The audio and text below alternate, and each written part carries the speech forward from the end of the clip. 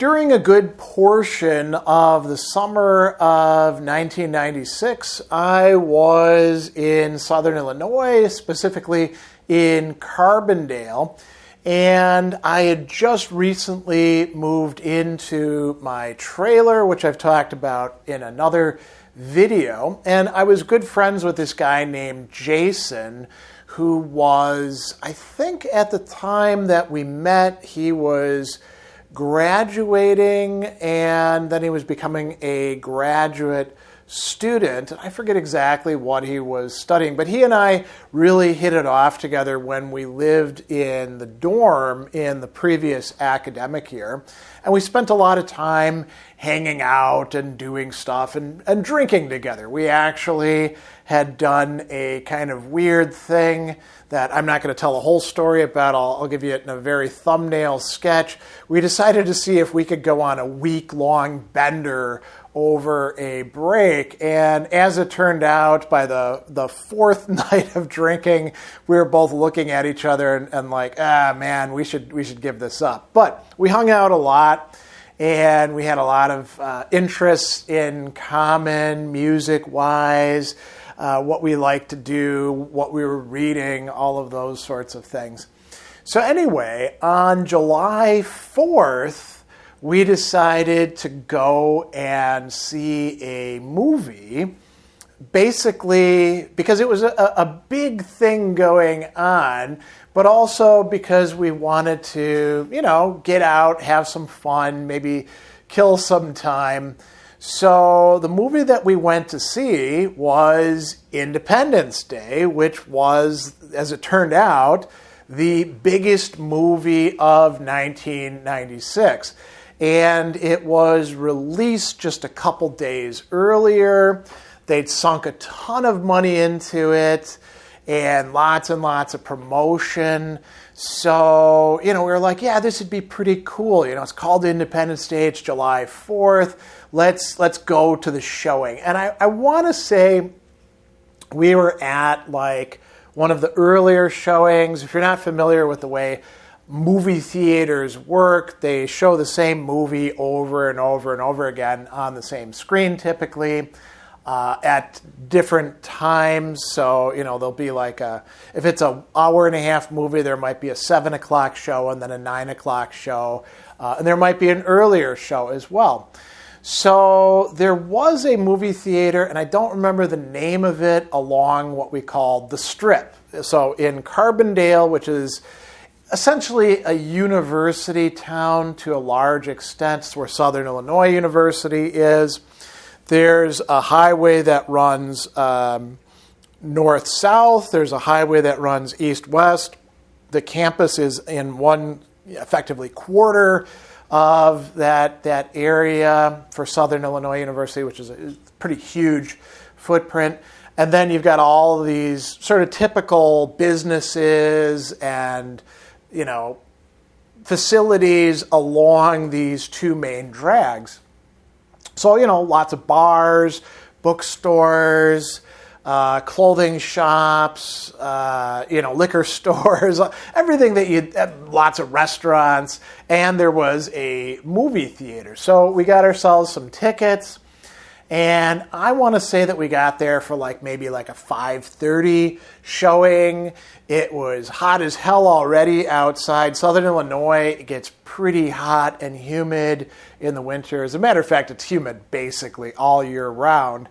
And so in any case, we were looking to get out of the heat. And, you do the typical things that you engage in when going to see a movie. You get yourself a big soda and a big box of popcorn and maybe some candy.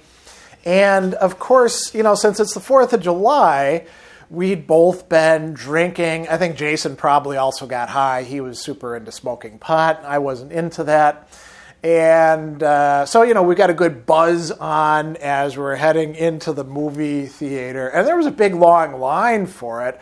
A lot of people on the 4th of July thought that it would be a cool idea to go and see Independence Day. So anyway, we get into the theater, and it's pretty packed. It filled up, no seats left. by the time that the movie started. And we got there fairly early. We're all buzzed up. We're eating our popcorn, and I might have bought myself, some candies of some sort. We're having a good time and looking around. And we realize, man, this crowd is loaded. I mean, we're buzzed, but a lot of these people are staggering drunk, So it was kind of an interesting group. And I'll say another thing, too, about the crowd. So, it's the 4th of July. It's Independence Day. The film is Independence Day. And the movie theater in Carbondale tended to draw people not just from Carbondale, but from the surrounding area. And one of the things you got to know about university towns is that, especially in rural areas, is that you'll usually have this big student population. Now in the summer, not quite so much. A lot of those students went back up north to places like Chicago or the greater Chicago area. A lot of graduate students still down there, like me, and doing our studies over the summer, living there year round. So it wasn't your usual student crowd, but you've got a lot of students in a place like that, and then you've got the local town people who cater to the students, and their attitudes are usually pretty liberal because they're used to living in a place like that and catering to the students' taste. And then you have the country people living in these small towns who are much, much more, conservative. It was Klan country down there. Just one town over, Murfreesboro, if it was Murfreesboro or Marion or one of those, had a chapter actually for a while that would get busted every once in a while. So you got an interesting mix of people, right? And like I said, they're all, not every single one of them is drunk, but a significant proportion. Now, if you haven't seen the movie Independence Day, is it a great movie? It's not a great movie. It's a good movie. It's fun. It's us versus them kind of movie where the aliens invade. They surround all of the Earth with these big ships that are miles wide, and they hover above American cities. And a lot of people are like, oh, it's so cool, the aliens are here, they're going to improve our lives. And Jeff Goldblum plays this scientist who figures out, no, they're here to kill us. And so he cracks a code, and then the carnage begins, and it's all over the world. It's not just in the United States. These gigantic ships use an energy beam that destroys entire cities. There's a very dramatic scene of the White House, the beam coming down and blowing it up, and we're trying to fight the aliens with all of our military technology and just getting swatted down. But luckily Will Smith is in the movie too, and he plays a fighter pilot who lures one of the alien fighters into a canyon or something, and he ejects, and the alien fighter crashes, and then he goes over, punches it in the jaws, it comes out, takes the alien into custody effectively. And meanwhile, there's political stuff going on, the president, played by Bill Pullman, and you've got the two, good guy, bad guy military people. One is very gruff and, wants to fight the aliens. The other one is, more slimy, actually modeled after Oliver North, interestingly, as I researched this. So, you got a whole cast, you got some kind of cheesy dialogue here and there, lots of dramatic music, big fight scenes. They managed to take one of the aliens to Area 51, and they're trying to find out what's going on with it. And turns out that the aliens can take over our minds and are not interested in negotiations or diplomacy at all. They want to kill us, take our resources like they've done to other planets. And so, the first half of the movie is basically, oh man, this is really bad. It's like a big setup. And then I'd say like the second half of the movie is, well, what are we going to do? They even launched nuclear weapons against one of the ships, but they've got shields, and it destroys the city, but it doesn't destroy the ship itself. So, oh my gosh, what is going to happen? Humanity might be wiped out. Well, the president has this advisor, Jeff Goldblum, who writes a computer virus, and they've got an alien ship so they can sneak into the alien mothership and implant the virus and then launch a nuke from inside it. I mean, very far-fetched, sort of like thread the needle a million times. But this is action movies, right? And then, once they've done that, they'll be able to start attacking, and their attacks will be successful. Bill Pullman gives a very, inspirational presidential speech and gets into a plane himself because he used to be a pilot and, leads the attack and all of that, right? So it's a very dramatic movie, a very rah-rah, kind of thing. And with this drunk crowd on the 4th of July, Independence Day, all these local people, they're getting really jazzed up. And I remember, this kind of gives you an indication of what it was like. So I don't remember exactly what scene it was. It might have been after Bill Pullman gives his speech. It might have been during the attack. A bunch of people in the theater started chanting, USA, USA, sort of like, we do for hockey meets, when we went against the Russians in the famous battle on the ice or stuff like that. Americans can get really jazzed up about that. And this is, again, like the prime time for it. It is July 4th, Independence Day. They're watching, Americans, our sort of like traditional war narrative is we get our asses kicked at the start and then we come back with gumption and technology and then we beat them down, right? So we're in the beatdown part of it.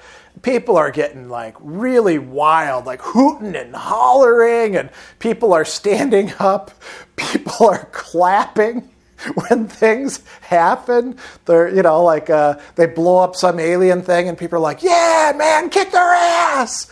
So it was one of the most interesting movie experiences I've had. And I've been in theaters where people do get quite rowdy, in horror movies yelling out, don't go in that door, Or like when I saw The Crow way back when that was premiering in the 90s, people got really worked up about that.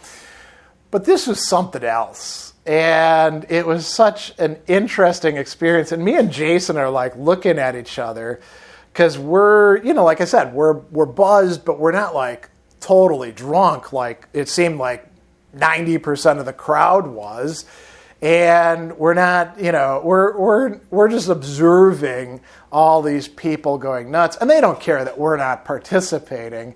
We're kind of like sitting back as casual observers of a cultural moment, and then the movie comes to an end, and it's very, very inspirational. It's no longer just, America, but they're all across the world, people are attacking these alien starships. I want to say that, they brought in the French and the British and maybe Egyptians, because I think I remember seeing pyramids, and the Chinese, and they're all, doing that. And now the world has to come together, of course, under American leadership.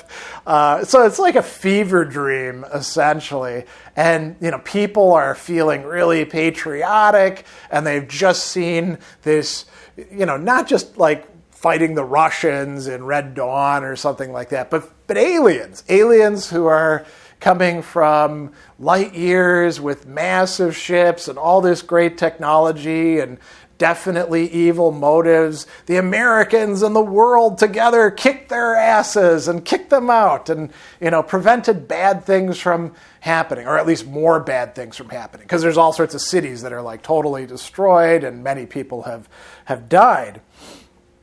So anyway, the movie comes to an end, and everybody gets up and claps, and it's amazing, Everyone's giving the movie a standing ovation. You'd have thought like we'd seen some tour de force or something like that, but people are just so moved because of it. And then, everybody's filing out of the movie theater, lights come up, you drop your popcorn and your drink cup off in the garbage can, and you all go out on the street. And people are going out on the street, and they're wild out there. They're like, fuck yeah, man, this is awesome. Kick those aliens' asses, They're like, some people are jostling each other and, like running around. And, other people on the street are like, was it a good movie? And they're like, man, it was the best movie ever. And me and Jason are just like observing this. And we're like walking off to, I think, go to a party or something. And anyway, we're like, wow, that was a really intense experience, And both of us come from backgrounds where, we're used to seeing like ordinary rural Americans and stuff like that. So it's not like we're two city slicker grad students who can't really relate to these people. I mean, I grew up in, basically on the border of Wales and Delafield. Jason grew up in a small town in northern Illinois. So it's not like we weren't kind of used to this, but it was pretty intense. And it was a really interesting convergence of lots of different factors that came together. One of it being it was July 4th, so everybody's all jazzed up about, the United States and patriotism, and half of them are like really drunk already at 5:30 in the evening, and it was a movie that I think was very successful in hitting all of those kind of notes that people could respond to. So it was really an interesting experience going to see Independence Day on Independence Day in 1996. And I was just thinking about it today because I saw somebody posting about the movie Independence Day, and it jogged that memory, and I thought I would share that with you. Maybe some of you find that interesting. I would imagine some of the international audience for this might be like, wow, that's really weird. I can't really relate to this. But I think a lot of people probably can relate to these moments of, what should we call it, like rabid patriotism. And fortunately, nobody got hurt.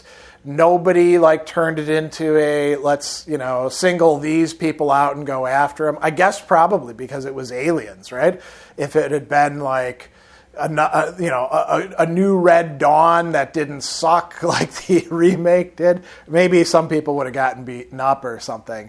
But fortunately, it all turned out okay. The crowd dispersed, very high spirits, and we went off to the rest of our 4th of July festivities together, and just kind of talked with each other about, wow, what a crazy experience that was.